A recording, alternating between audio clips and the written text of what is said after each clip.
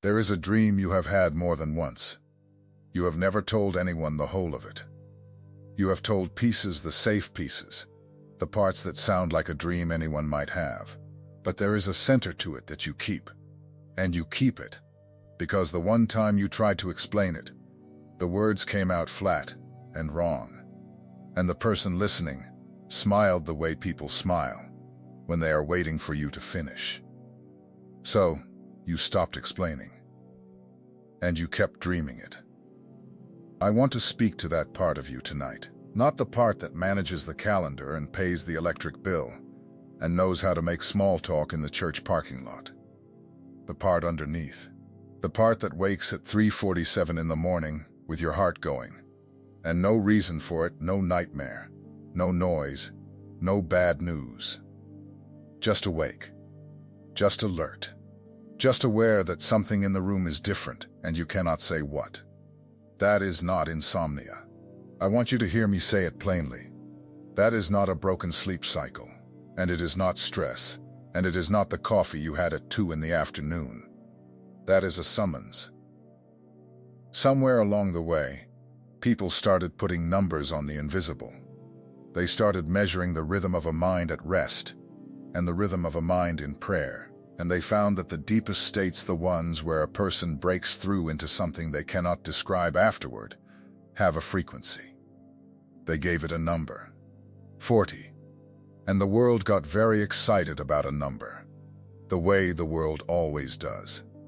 Because a number feels like a handle. A number feels like something you can hold. But I am not here to preach a number to you, because that number is not the thing. That number is the tremor the thing leaves behind. It is the ripple on the water after something enormous has passed underneath. And if you have been sitting there chasing the ripple, thinking that if you could just tune yourself right, just breathe right, just play the right tone through your headphones at night, you could manufacture what only heaven can give, then you have been chasing a shadow and calling it the sun. The frequency is real. The frequency is not the source. The source is a person. And he has been calling your name in the dark for years. Let me take you to the oldest bedroom in Scripture. There is a man walking north, out of Beersheba, with nothing. His name is Jacob, and he is running for his life. His brother wants to kill him, and has said so out loud, and his mother has told him to get out before it happens. So he goes. He leaves his father's tents, and his father's blessing, and his father's God, or so he thinks. And he walks until the sun goes down, in a place that has no name yet. Understand who this man is. He is not a saint. He is a schemer. He got the blessing by lying to a blind old man. He got the birthright by trading soup to a starving brother. Every single thing he holds in his hands, he took by cleverness. And now every single thing he holds in his hands is gone. And he is sleeping on rock in open country with the stars over him and no covering. He takes a stone. He puts it under his head. That is the detail I cannot get past. A stone. He is so far past comfort that he is using the ground itself as furniture. And that is the night the ladder comes down. Not in the tents. Not at the altar his grandfather built. Not on a Sabbath. Not after fasting. Not in a state of preparation or worthiness or spiritual readiness of any kind. On the run. On the rock. In the deepest part of the night. In the deepest part of his sleep. When every conscious defense he had was down, and the schemer had finally stopped scheming. And there it is. A stairway set on the earth with its top reaching heaven. Angels ascending and descending. And the Lord standing above it, speaking his name. Here is what I want you to see. Jacob did not build that ladder. He did not summon it. He did not tune himself to it. He could not have. He was a fugitive with a rock for a pillow. The ladder came down because God decided the ladder was coming down. And the only thing Jacob contributed to that encounter was being asleep in the right place at the right hour. And when he wakes, he says the sentence that I think you have been living inside of for years without knowing it. Surely the Lord is in this place, and I did not know it. He did not know. He had walked all day through the presence of God and felt nothing. He had grown up in the house of the covenant and felt nothing. It took the ground, the rock, the exhaustion, the total collapse of every plan he ever made, and sleep before the veil got thin enough for him to see what had been standing there the entire time. That is your 3:47 in the morning. That is why you wake. Now let me tell you why the world put a number on it. Because the world can only measure what it can see. And what it can see is the body. And the body does something when heaven comes near. The body does not know how to be neutral in the presence of God. Something quickens. Something ripples. The whole instrument hums at a pitch it does not hum at when you are watching television, or arguing about parking, or scrolling with your thumb at 11 at night. And people measured that hum, and they said, 40. But listen to me. When Moses came down from the mountain, his face was shining, and he did not know it. Something had happened in the body. The presence of God had left a residue on a man's skin, and the people were afraid to come near him. If you had put an instrument on Moses in that moment, it would have registered something. It would have given you a number, and the number would have been true, and the number would have been utterly, completely beside the point. Because the point was not the shining. The point was the one he had been standing in front of. This is the great confusion of our age. We have learned how to detect the wake of the ship, and we have decided the wake is the ship. We have found the footprints, and we are worshiping the footprints. We are so proud of ourselves for having instruments sensitive enough to notice that a person in deep prayer is doing something unusual. And we have completely missed the fact that they are doing something unusual because they are not alone in the room. You do not need to generate the frequency. You need to say yes to the person who generates it. But here is where it gets real, and here is where I need you to be honest with me for a minute. Some of you are not sleeping. Not really. You are lying down. You are closing your eyes. You are going through the motions of rest. But you are not resting. And you have not rested in a long time. And the reason is not medical. The reason is that you are afraid of what happens when you stop holding on. Because when you are awake, you are in control. When you are awake, you can manage the story. You can keep the fears in the box where they belong. You can perform. You can be the strong one, the capable one, the one everybody leans on, the one who has it handled. And you can keep God at exactly the distance where he is comforting but not dangerous. And then you lie down, and the hands let go, and the guard comes down. And there in the dark, with no performance left, something begins to speak, and it does not use words, and it does not ask permission, and it does not care about the version of yourself you have spent 30 years constructing for the benefit of everybody else. Sleep is the one place where you cannot lie. That is why he goes there. That is why he has always gone there. He gives to his beloved in their sleep. That is not poetry. That is a mechanism. That is God telling you exactly where the door is. And the door is in the one room where you finally, at long last, stop striving. Think about Joseph for a moment. Not Joseph the dreamer in Genesis, the other one. The carpenter. He is engaged to a young woman, and she is pregnant. And the child is not his. And Scripture tells us he was a just man, and being unwilling to shame her publicly, he decided to put her away quietly. Sit in that. He had made his decision. He had thought it through.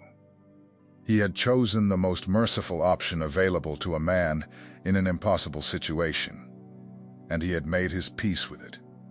And he went to bed. And while he thought on these things, while the decision was settled, while the plan was made, while the man was doing the most human thing a man can do, which is to lie down at the end of a terrible day, and let his mind run, an angel of the Lord appeared to him in a dream. Do not miss what happened. God did not correct Joseph in the workshop. God did not correct him in the synagogue. God did not send a prophet down the road to knock on his door. God waited until he was asleep. Because Joseph awake was a man with a plan. Joseph asleep was a man with an open hand.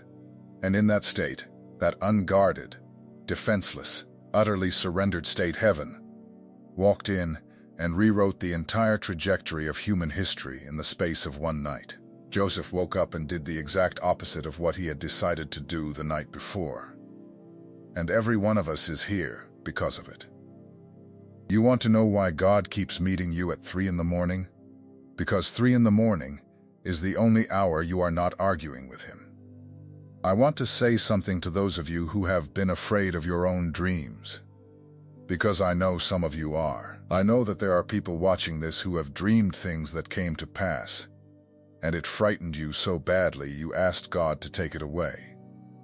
I know there are people who have dreamed of someone they love and woken up weeping and did not know why. I know there are people who have woken up with a name in their mouth, a name of a person they have not thought about in years, and felt an urgency they could not explain, and did nothing about it, and it has bothered them ever since. And I know that you have wondered, in the darkest part of yourself, whether this makes you strange, or worse, whether it is something you should be running from. Let me settle that. Your old men will dream dreams, and your young men will see visions. That is not a warning. That is a promise. That is God announcing, in advance, what the outpouring of His Spirit would look like when it came. And it looks like this. It looks like ordinary people receiving in the night what they could not receive in the day. The enemy would love for you to be ashamed of the very thing God has been using to reach you. He would love for you to seal that door shut and call it obedience. He would love for you to sit in a pew for 30 years, dry as a bone, wondering why God feels so far away, while every single night He is knocking on the one door in the house you have nailed shut out of fear. Do not be afraid of the dream. Test the dream. Bring it into the light.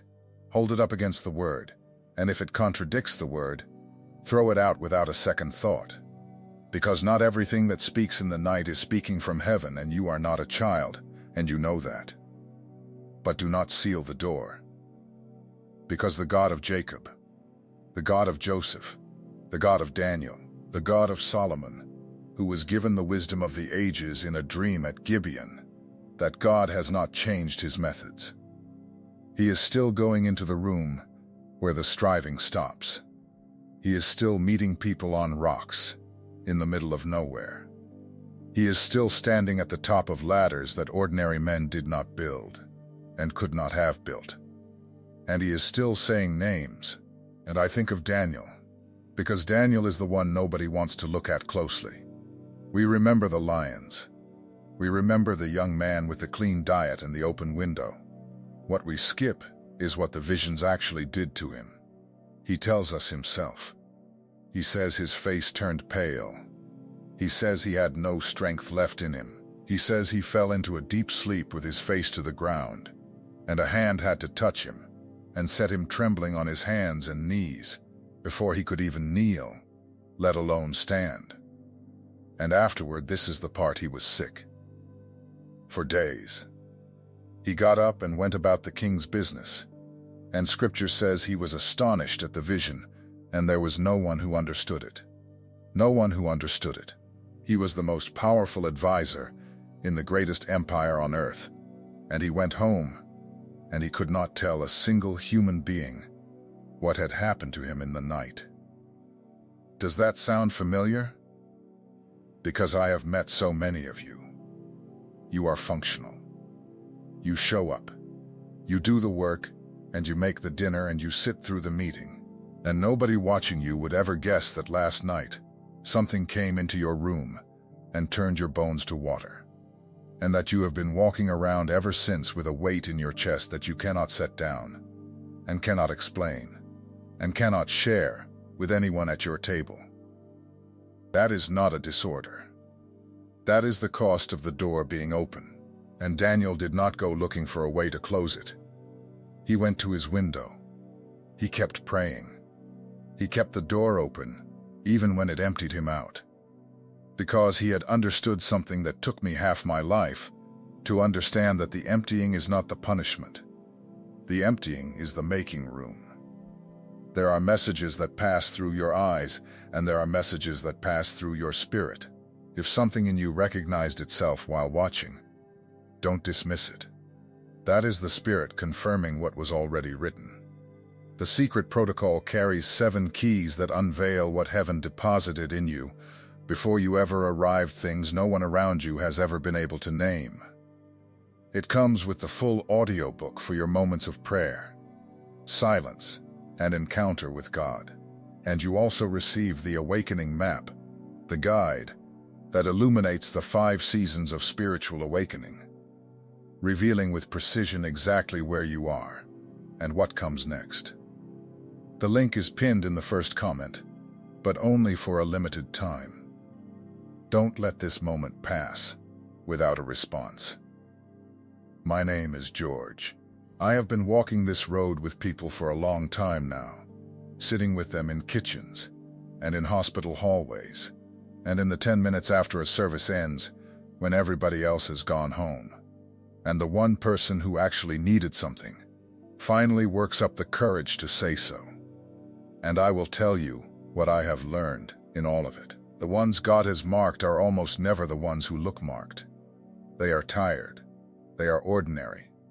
They have jobs and bills, and a knee that hurts when it rains. They are not standing on stages.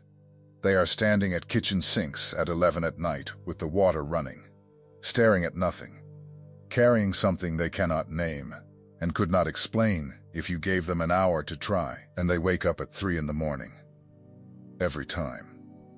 Now let me tell you what the waking is for, because this is the part almost nobody talks about.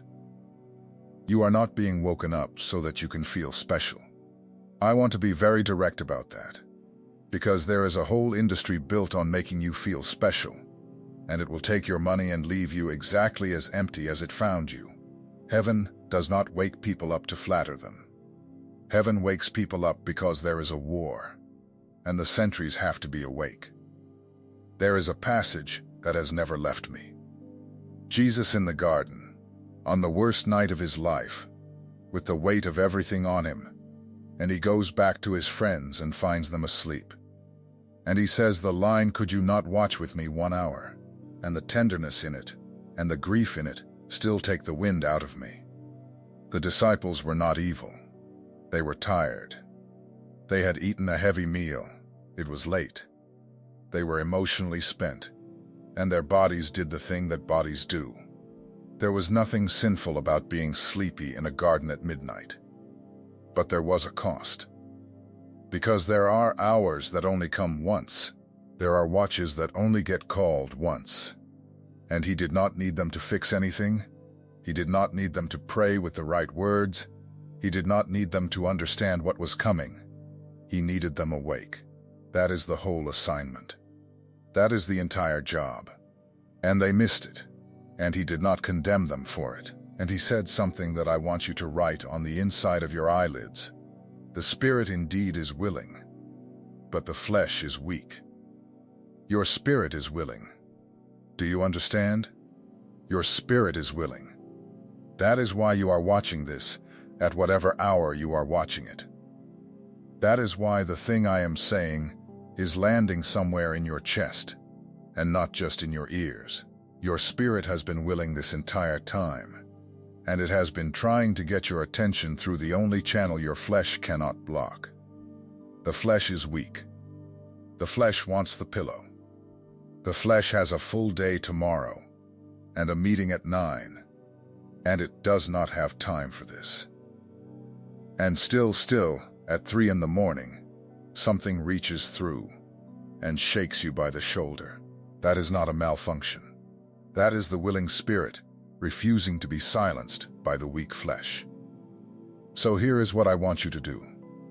And I want to be practical, because I have no patience for teaching that soars beautifully and leaves you with nothing in your hands. The next time you wake, and there will be a next time, do not reach for the phone. I mean that. That is the whole instruction, and it is harder than it sounds. Because the phone is how the flesh escapes the moment. The phone is the exit. The phone takes the holy, terrifying, wide-open silence of 3 in the morning and floods it with noise until the moment passes, and you can safely go back to sleep, having felt nothing. Do not do it. Lie there. Let it be uncomfortable. Let the silence get thick. And then say the 6 words that Samuel said when he was a boy, lying down in the temple, and the voice came, and he did not know whose it was. Speak, Lord, for your servant hears. That is it. That is the entire protocol. That is the thing that took Samuel from a confused child running to the wrong man 3 times in one night, to the prophet whose words did not fall to the ground. Notice, Samuel did not know it was God. He got it wrong 3 times. He kept running to Eli. And God did not get angry, and God did not leave. He called again, and again, and the 4th time, when the boy finally stopped running to the wrong door and just lay still, and said, "Speak," heaven came down into that room and did not stop coming for the next 50 years. You are Samuel right now. You have been running to the wrong doors. You have been running to the internet at 3 in the morning to find out what the number means. You have been running to the podcast and the tone generator and the thing you bought that promised to align you. You have been running to every Eli you can find, saying, "Did you call me?" And the whole time, the voice in the room has been the voice of the Lord. And He is calling again, right now, through this, because that is what He does. He does not give up on people who are getting it wrong, while sincerely trying to get it right. Stop running to the wrong door. Lie still, and say, "Speak." I want to close by telling you what I think is actually happening to you. I think you have been carrying something for a long time, and you have been carrying it alone, and you have been half convinced that you invented it.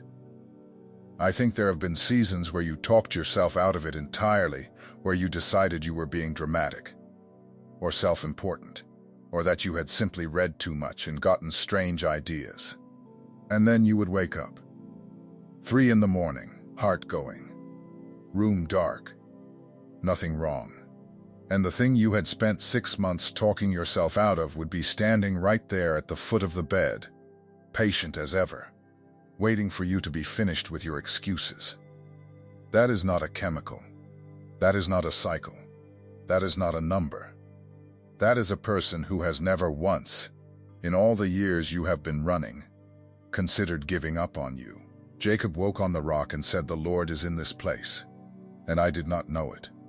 And then he took the stone that had been under his head, the hard thing, the uncomfortable thing, the thing that had made his sleep miserable, and he stood it up on its end and poured oil over it and made it an altar. The rock that hurt him became the monument that marked the place where God spoke. So will yours. The thing that has been keeping you awake is going to become the very stone you build your altar on. Now I want to hear from you. And I want to be specific, because I do not want a wall of the same 3 words underneath this video. Tell me the time. Tell me what time you wake. The actual number on the clock, 3:33, 3:47, 4:04, whatever it is for you. And then tell me one thing you have never told anyone about what happens in that hour. Not the whole thing, one thing. The smallest true thing you have been carrying alone. I read them. I read all of them. And I want you to see, when you scroll through that comment section, how many other people are awake at exactly the same hour you are, carrying exactly the same thing, thinking they were the only one. You have never been the only one. And remember, everything I spoke about goes deeper inside the secret protocol, pinned in the first comment. The 7 keys, the audiobook, and the awakening map are there waiting for you whenever you're ready to take the next step.